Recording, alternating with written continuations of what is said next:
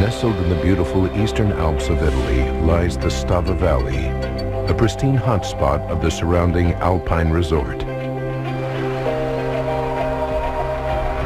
Then, a terrifying tidal wave of mud surges down the valley at more than 50 miles per hour, destroying everything in its path. 268 people perish in less than 4 minutes. Now, using advanced computer graphics, we reveal exactly what went wrong. Disasters don't just happen. They're triggered by a chain of critical events. Unravel the fateful decisions in those final seconds from disaster.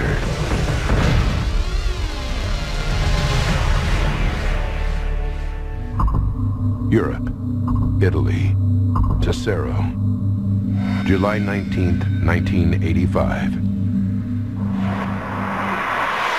The peaceful village of Tesoro lies in the Stava Valley. Its idyllic surroundings make it a popular vacation spot.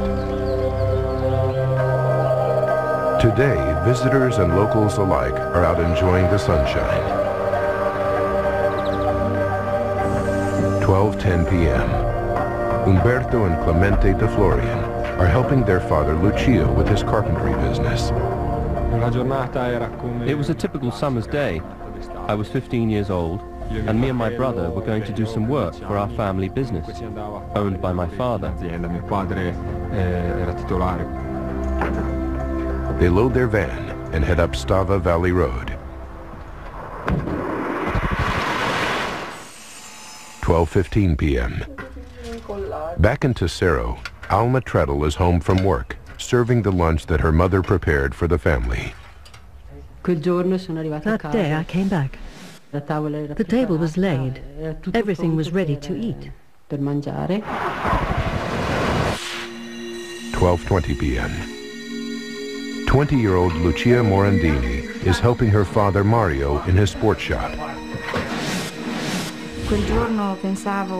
That day I thought that seeing as a new supply of stock had just arrived, I'd choose a present for my father because it was his birthday in a couple of days' time.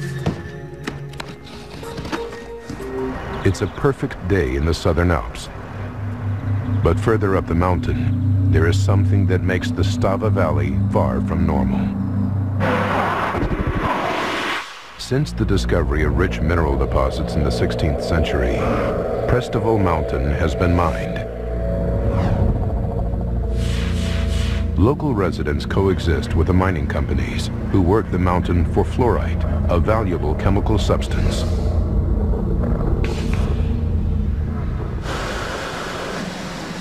Extracting fluorite from mountain rock produces large amounts of waste material in the form of sand and water, known in mining as tailings. It's also the name given to the massive dams where the tailings are filtered off and collected. There are 2 of these tailings dams in the Stava Valley, one built above the other. 12:22 p.m. Umberto, Clemente, and their father Lucio are driving up the road from Tesoro straight towards the dams. I remember that my father was singing because the next day was the 25th anniversary of the Tesoro Choir.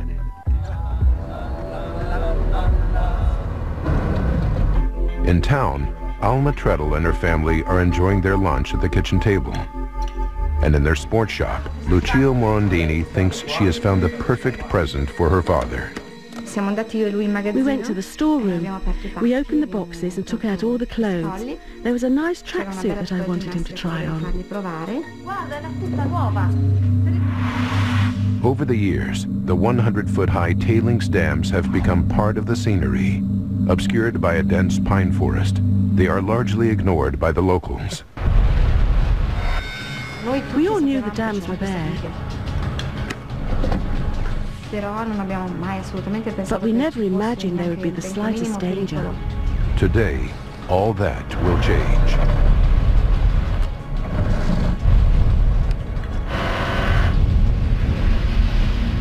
(12:22 and 55 seconds). Without warning, the dam bursts.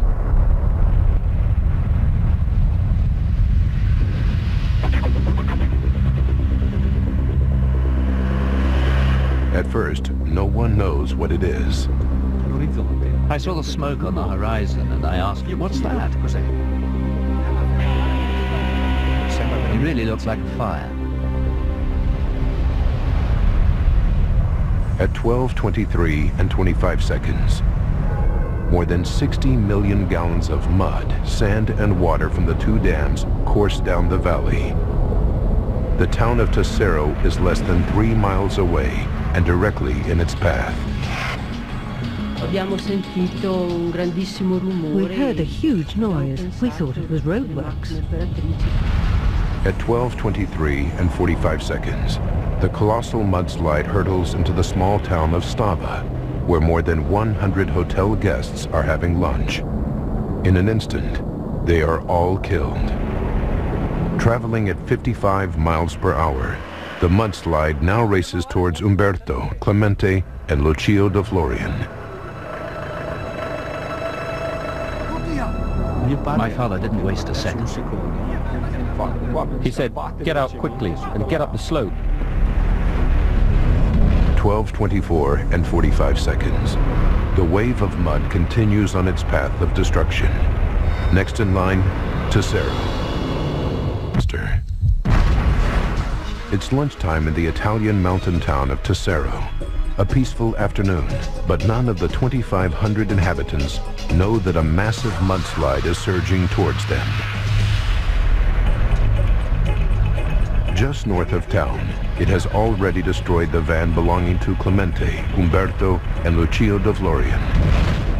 At 12:25 p.m., the mudslide engulfs Tesoro. Alma Treadle is at home having lunch with her 4-year-old son Marco, her husband Stefano, and her mother Maria when she hears a rumbling noise. I hadn't quite leaned over the balcony when I saw what was coming down the road.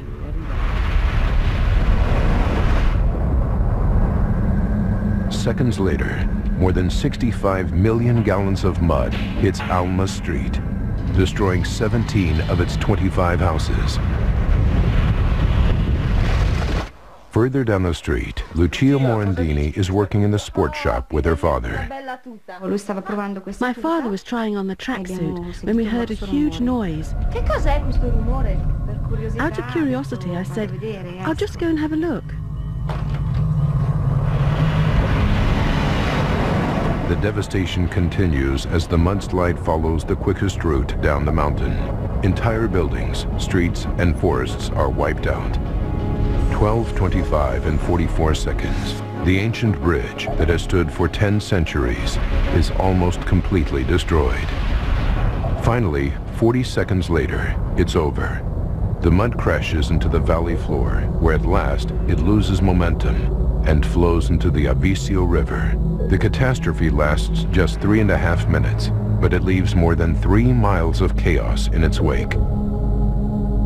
The beautiful Stava Valley has been reduced to a wasteland. Clemente de Florian narrowly escapes the mudslide by running uphill. I stopped and turned around. There was nothing left. Absolute silence. Not even a bird or a fly. Nothing. Their van is totally wrecked, submerged in mud more than 160 feet from where they left it. Clemente frantically searches for his brother and father. I heard my brother's voice calling me, and I just saw his face sticking out of the mud. I couldn't move because I was completely covered in mud. Then I saw my brother and called out to him. So I started to scrape some of the mud off him, and he immediately said, "Where's Dad?"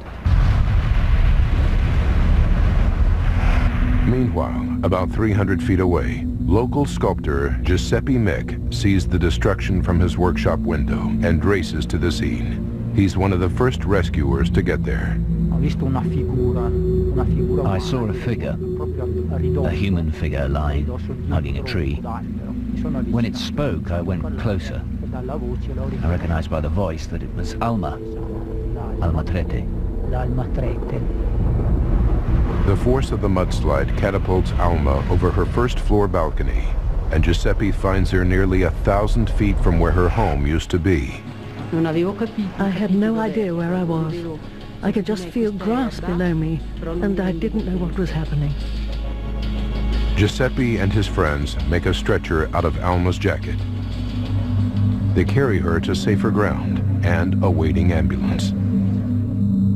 Lucia Morandini is completely buried in the mud and wreckage of what used to be her father's sports shop. Only a small gap in the debris allows her to breathe and stay alive. I was scared I would suffocate, or die of thirst, or hunger, a very slow death, and that I would prefer to end it quickly. But I couldn't even do that. I couldn't move at all. Luckily, people hear Lucia's cries for help and dig her out of the mud.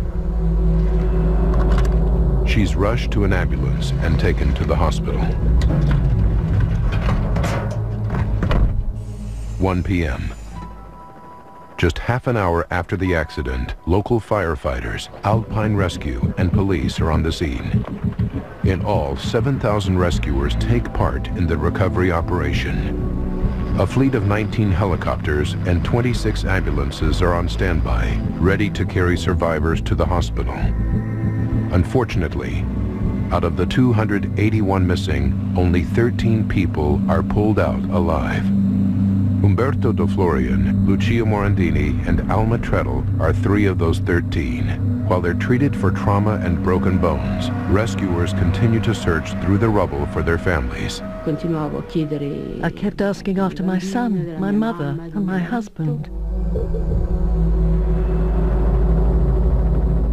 But they wouldn't tell me anything. 89 men, 120 women, and 59 children perish in the mudslide. A total of 268 lives lost. Alma's husband, Stefano, her mother, Maria, and her 4-year-old son, Marco, are among them. Lucia's father, Mario, and Umberto's father, Lucio, also perish. It's one of the worst dam bursts in history. After 3 weeks, the rescue operation is over. The town of Tessero is in shock, and Italy as a whole feels a deep sense of loss. Not 1, but 2 dams have burst, and finding out why is a national priority. What caused the 2 dams to break and unleash 47 million gallons of mud on the Stava Valley? Now we rewind the events of that fateful day and go deep into the investigation to reveal what really happened. Advanced computer simulation will go where no camera can, into the heart of the disaster zone.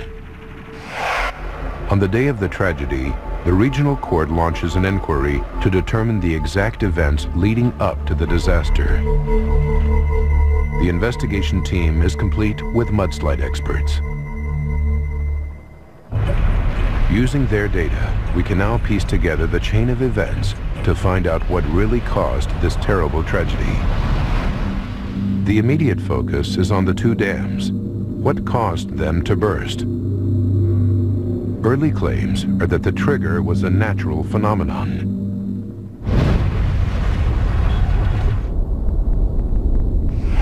Was one of the worst dam bursts caused by an earthquake? It was a deafening noise. I got out of my car. The ground was shaking. The car was shaking. It really seemed like there was an earthquake.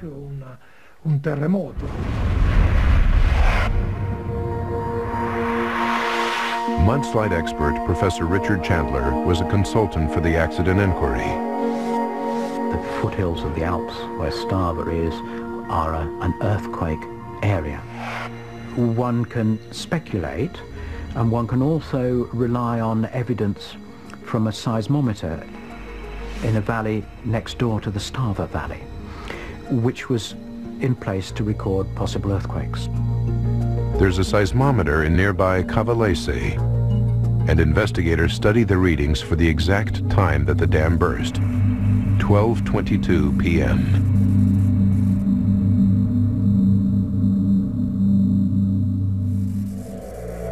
Amazingly, it shows a substantial tremor, followed by another large spike 30 seconds later. The investigation team thinks it's onto something: earthquake activity. They carry out more detailed research. Other seismometers in the region barely register the tremor, if at all. This is highly unusual. It means that the tremors were very localized, too localized to be an earthquake. The dam bursts could not have been caused by an earthquake. Investigators need a new lead. They know that the Southern Alps are an abundant source of minerals. The region is dotted with mines, and the standard practice for exposing a new rock face is to blast it. Could a controlled explosion be what they see on the seismograph? Could that have caused the dams to rupture? Professor Giovanni Tassati was an expert witness at the Stava Valley disaster trial. There were discussions about the effects of explosions being carried out at nearby mines that could have been transmitted to the area and could have been the trigger of the collapse. To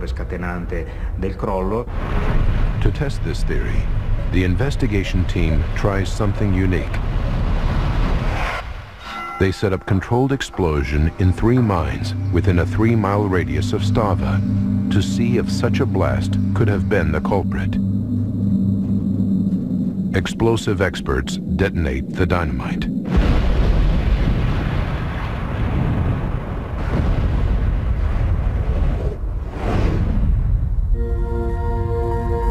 Analyzing the readings, the investigation team is baffled.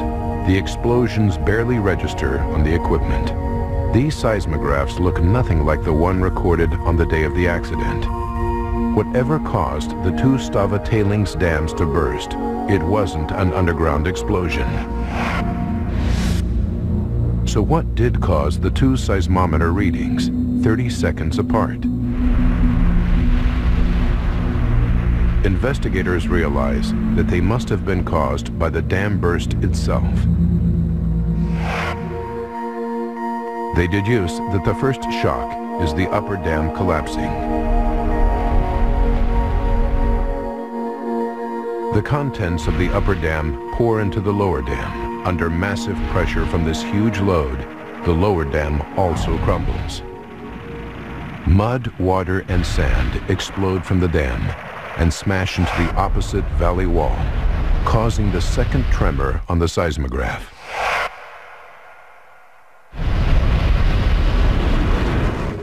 Investigators now know how the dams gave way. Their next task is to find out why. If external factors like an earthquake or an explosion were not the trigger, it must have been internal. Something inside one of the dams caused the collapse. And since the upper dam collapsed first, it becomes the new focus of the investigation. Tailings dams are widely used in the mining world. Fluorite production requires massive quantities of water. It makes up 95% of all waste products in the process.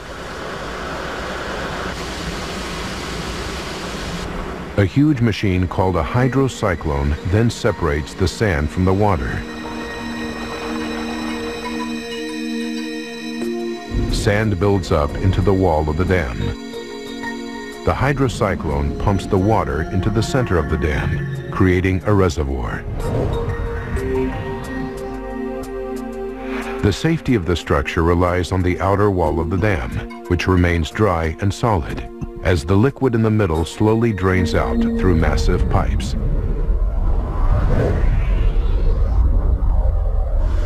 Tailings dams are effectively self-building. The more waste, the bigger the wall of the dam.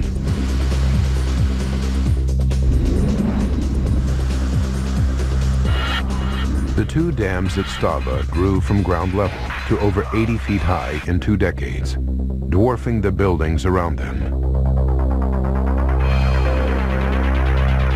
Although not unusual for tailings dams, investigators decide to look into their design. The investigation finds that the mining company has kept detailed records of their upkeep of the two dams. They examine them and make a breakthrough.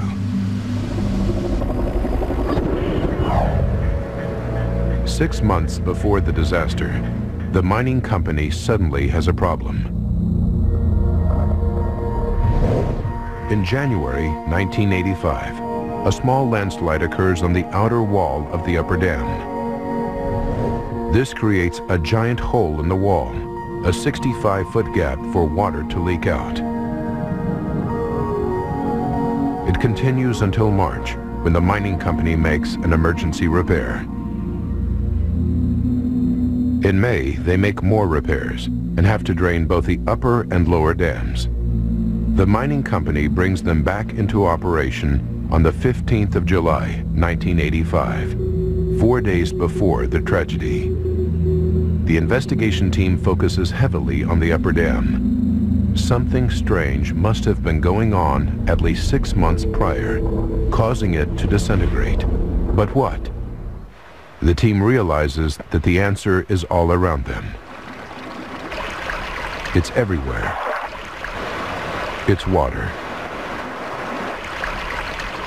With the absence of any external forces, such as an earthquake or underground explosion, the only explanation for the collapse of the dam is through a weakening of the dam's wall, caused by the water inside it. The moment there is any significant amount of water in the face of the dam itself, then it would immediately become unstable and would collapse.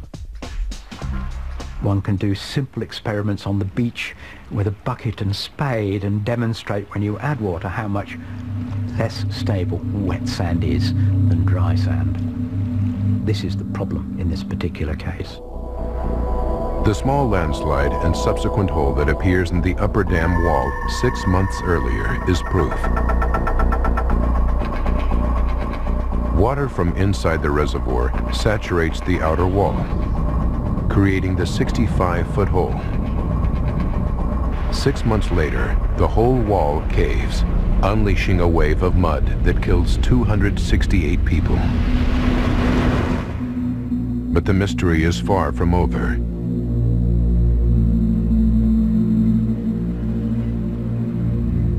Investigators now know that water caused the dam burst.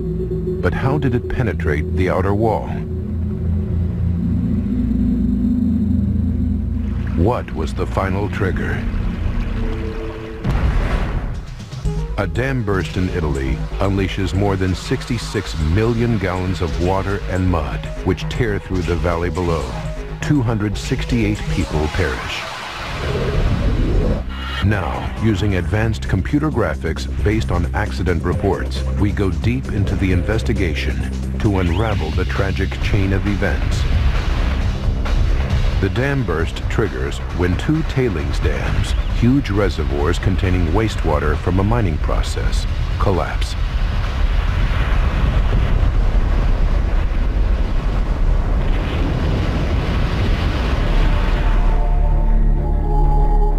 The investigation team is now certain that the upper dam caved in like a sandcastle. But it's not supposed to work this way. A pipe should drain excess wastewater before it reaches critical volume. Too much water pressure, and the water is forced into the wall, causing it to crumble. Investigators are sure this happened, but how? They start to examine why. They study the meteorological records for the 66 years before the accident and make a fascinating discovery. Maximum rainfall in the Stava Valley occurs between May and August. And 1985 was one of the wettest years on record. Almost 22% more rain fell than normal.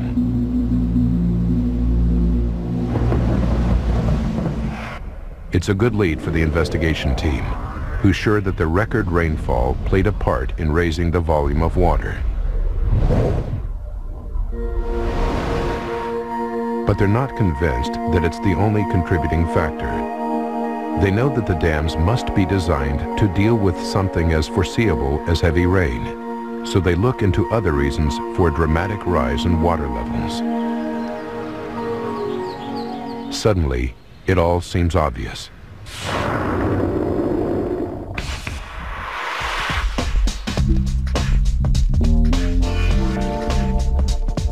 Every year, the neighboring ski resort of Latimar attracts thousands of skiers and snowboarders to its snow-capped mountains.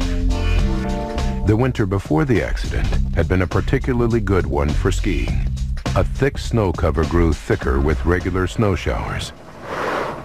But at the end of the season, something happened that would play a significant part in the disaster only a few months later. In the spring, in the Alps, the snow that fell during the winter melts, and melts relatively rapidly in the course of a few weeks. Investigators calculate that the water levels produced by the thaw that year were higher than average. Some of this meltwater would flow down the valley, through rivers, streams, and underground springs, into the tailings dams, raising the water level inside. This solves the pressure question. But investigators can't believe that increased rainfall and melting snow alone are responsible for such a catastrophic failure. The first time the upper dam sprung a leak was in January, before the rain and snow could have played a part. Investigators desperately need a new lead. They now concentrate on the heart of the accident, the wrecked dams themselves. The breach in the upper dam wall is clearly visible, but the lower dam and reservoir are totally destroyed. The investigation team calls in heavy machinery to clear the site, and they begin the arduous task of sifting through the ruins of the dams in search of a clue. After searching through 360,000 tons of mud, silt, and rubble in the remains of the upper dam, they find one. It's the drainage pipe, and it's broken. Now they're onto something. They take a closer look at the pipe. Crucially, it shows signs of an earlier repair. A length of the pipe was replaced. But over the years since the repair, the weight of mining waste or tailings placed on top of it has caused it to sag. Then, with the passage of the years, the tailings built up above this pipe, and the pipe could have pulled out of its end joint, allowing water, which was draining the upper dam, to be discharged into the tailings at a location quite close to the outer face of the dam. Eventually, it would have pulled free from its anchor points, leaving gaps and rendering the pipe useless. Now, instead of draining water away, it's actually leaking water back into the reservoir, raising the pressure inside and forcing more water to seep through the dam wall, weakening it more and more. But when did the leak from this pipe reach critical levels? Investigators realized that the emergency repairs done just 2 months before the accident are to blame. To carry out the repairs, the mining company had to empty each reservoir. As the water was drained out, the pipe could have bent further out of shape, causing bigger gaps to appear. Then, 3 weeks before the dam bursts, the reservoirs were refilled. 4 days before, mining begins again. Waste tailings are pumped into the dam, but the broken pipe can't drain away excess water. And now rainfall and meltwater are at peak levels. The pressure against the walls from these combined sources of water is too much for the dam to contain, and the water inside the reservoir forces its way out. It takes the path of least resistance, through the outer wall of the dam. Stable only when dry, this wall becomes saturated by the fluid seeping into it, The stability of the dams at Stava required that the water was kept away from the outer slope of the dam. If any water got anywhere near the outer slope of the dam, it was inherently going to collapse. Finally, something has to give. The wall of the upper dam collapses, releasing 360,000 tons of sand and water, which surge down the valley, destroying everything.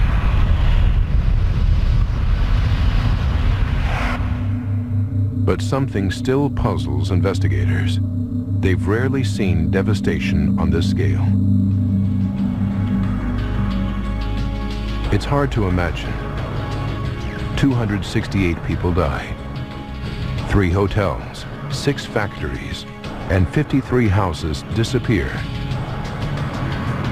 This solitary tree is all that's left of a dense forest, ripped from the ground by the massive force. Stava Valley is totally destroyed, and investigators are about to discover something very unusual about the mudslide. A catastrophic dam burst in the mountains of northern Italy unleashes 66 million gallons of mud and water, drowning the valley below. As investigators pore over eyewitness testimonies, they begin to realize there's something very unusual about the destructive power of this mudslide. There were trees and soil flying through the air, even the roof of a house. It would have been impossible to get out of the whale. The speed of a train or a lorry or something, the devastation were felt all the way down to the small town of Tessero. What's so unusual about the reports is the speed and violence of the mudslide. From the seismometer readings, investigators calculate that the mudslide reaches an astonishing 56 miles per hour. This is more like a tidal wave. Investigators study similar natural phenomena from around the world. This is actual footage of a mudslide in Russia. Although on a much smaller scale, it's behaving in a very similar way to the dam burst in the Stava Valley, with the speed of water, but the destructive force of mud. Studying records of dam bursts like this one gives investigators the answers they're looking for. They believe they know why the Stava mudslide caused devastation on such a massive scale. But they have to travel back in time to be sure. 210 seconds before disaster, the upper dam's outer wall saturates with water, but it's still solid. Another second, and the dam breaks. The outer wall collapses with such enormous power that it registers higher on the Richter scale than normal earth tremors in this region.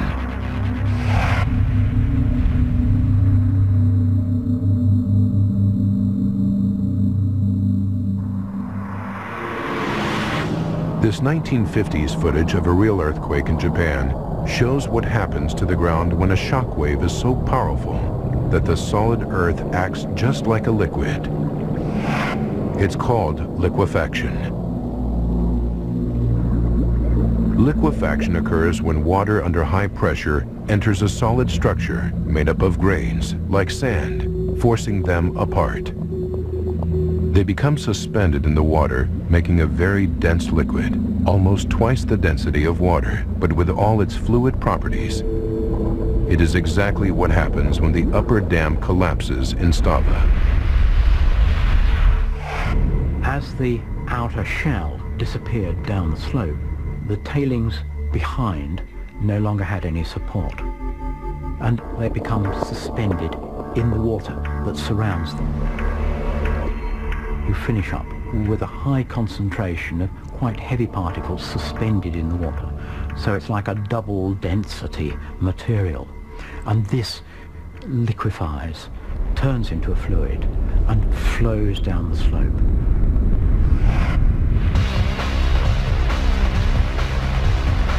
Investigators now understand the critical chain of events that caused the catastrophe.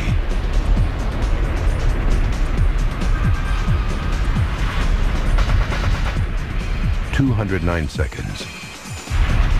The upper dam is turning to quicksand. The grains have lost their ability to stick together as a solid structure.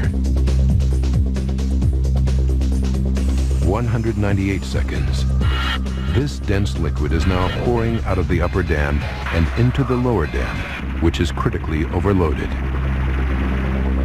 For 19 seconds, the liquefied mud from both dams collects and grows.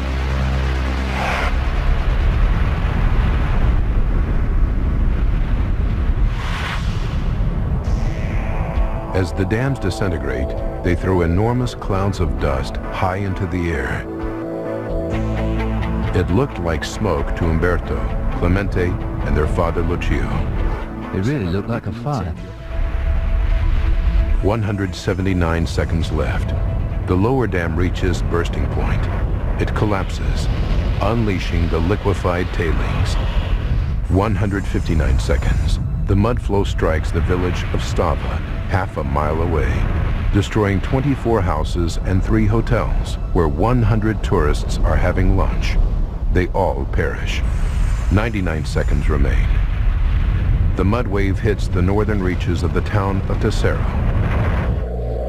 Umberto and Clemente are in their father's van driving up the valley road. My father didn't waste a second.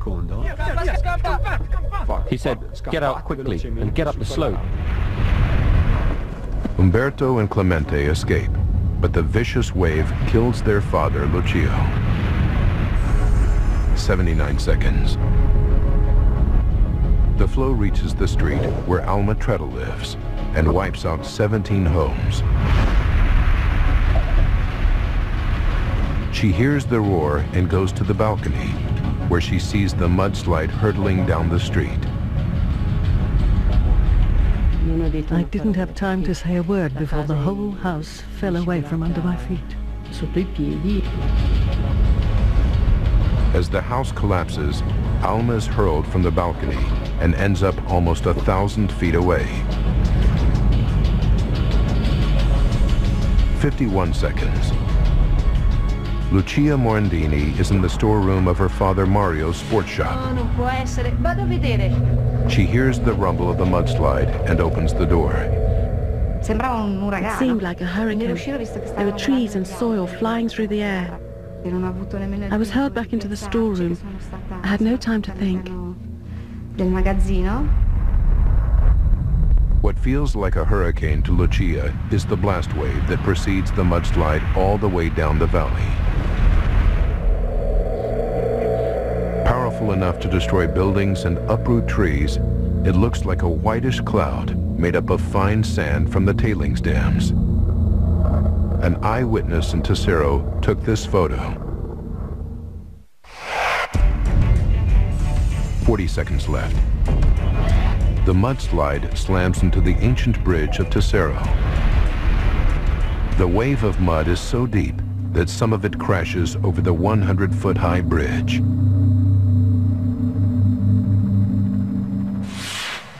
In just 3.5 minutes, more than 60 million gallons of mud, water, and debris destroy an area of nearly 30 miles. Tailings dams operate all over the world. Are thousands of people at risk? Is the disaster at Stava an isolated incident? Investigators need to find out, so they turn to the maintenance records for the 2 tailings dams. Their search yields shocking results. You're watching Seconds from Disaster. A mining dam collapses in the southern Italian Alps.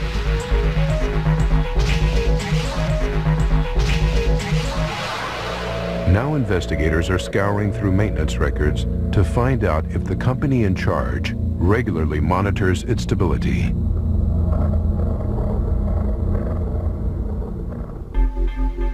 In 1974, the municipality of Tesoro ordered Fluormine, the company that owned the mine, to carry out inspections. Results of the tests showed that the slope angle of the upper dam was exceptionally high, and its instability was nearing danger levels. The engineer who carried out these tests was surprised that they had not collapsed earlier. This should have served as a warning. But nothing was done, the situation was covered up, and work carried on as normal.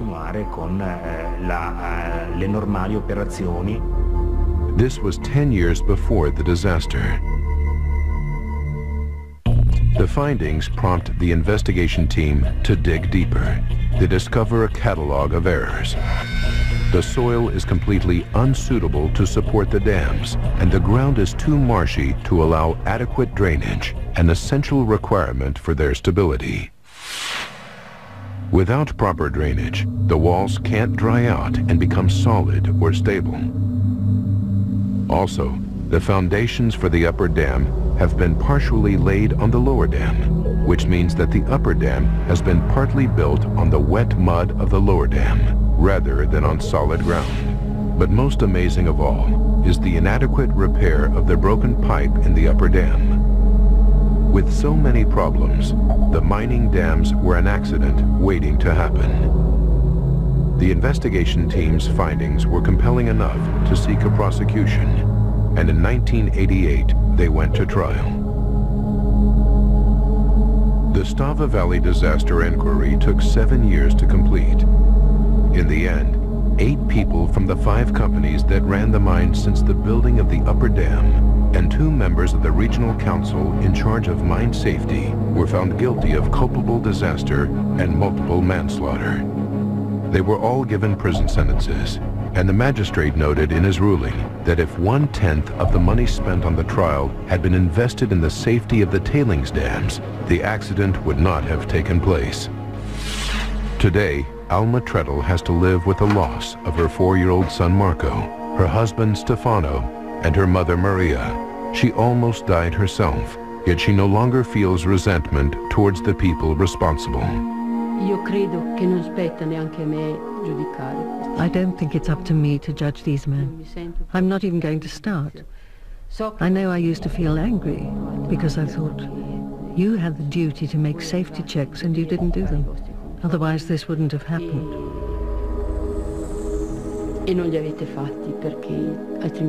But, you know, feeling resentment for the rest of your life towards these people, you just end up feeling bad yourself. So I said to God, I leave them to you. I leave them in your hands. After the disaster, Clemente de Florian took over his father's carpentry business. His brother Umberto, transformed by the events of the trial surrounding the disaster, became a lawyer. After recovering in the hospital, Lucia Morandini eventually took over her father's sports shop and has since expanded the business, opening 5 new shops in neighboring towns. She now has a 9-year-old son, Igor. 17 years after the tragedy, Graziano Lucchi, who lost his parents, co-founded the Stava Foundation as a reminder of what happened on July 19, 1985. It's important for people to know what happened. We especially want people to know the causes, who is responsible for this tragedy, because only this knowledge will allow us to try to avoid other similar tragedies from happening elsewhere.